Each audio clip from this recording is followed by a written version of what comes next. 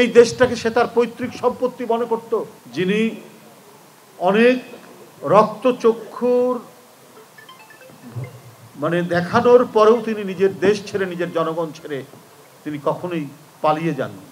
দেশে থেকেছেন, জেল খেটেছেন, নিপীড়ন নির্যাতন সহ্য করেছেন।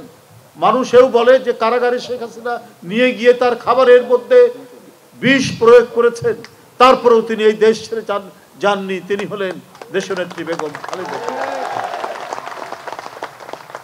তিনি হাঁটতে হাঁটতে কারাগারের মধ্যে গেলেন। আমরা সবাই টেলিভিশনে দেখলাম কি নির্মম নিষ্ঠুরতায় মিথ্যা মামলায় সাজা দিয়ে কারাগারে নিয়ে গেল, তারপরেও তাকে টলানো যায়নি, বিন্দু মাত্র তাকে হেলানো যায়নি।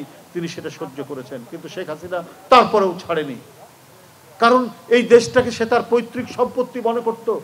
এই দেশটার সমস্ত কিছু তার নিজের সম্পদ মনে করত, ব্যক্তিগত ব্যবহারের সম্পদ মনে করত, জনগণের টাকাকে নিজের টাকা মনে করত।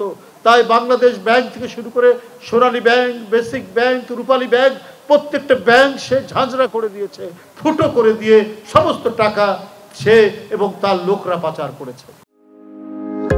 হার্টের যত্নে বিশ্বসেরা ক্যানোলা তেল এখন বাংলাদেশে।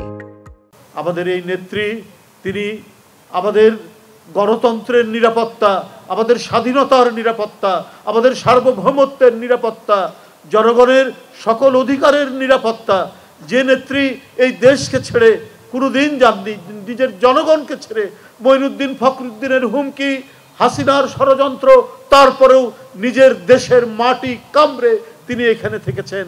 আল্লাহ যেন তাকে সুস্থ করেন, এই দোয়া আপনারা করবেন। আজকে সমাজের যে সন্ত্রাস, সামাজিক যে সন্ত্রাস, সামাজিক যে রক্তপাত, সামাজিক যে হত্যা, এইটা হতে পারতো না। এটা ডক্টর মোহাম্মদ ইউনূস সাহেব, তিনি একজন গুণী মানুষ, আমরা সবাই তাকে সম্মান করে, সবাই সম্মান করি।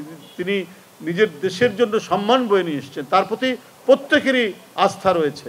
কিন্তু তাকে এইসব বিষয়গুলোও তো দেখতে হবে, এগুলো তো আমাদের নিয়ে আসতে হবে যে এদেশের মানুষ যাতে শান্তিতে, নিরাপত্তার সাথে তার সন্তান বাইরে গেলে পরে বা বাড়ির লোক বাইরে গেলে পরে তার ঘরে যাতে ফিরতে পারে, এই নিরাপত্তাটুকু একটি সত্যিকার কার্যকর একটি সরকারের দৃষ্টান্ত হচ্ছে। এটা ডক্টর মোহাম্মদ ইউনূস সাহেবকে এটা তো নিশ্চিত করতে হবে।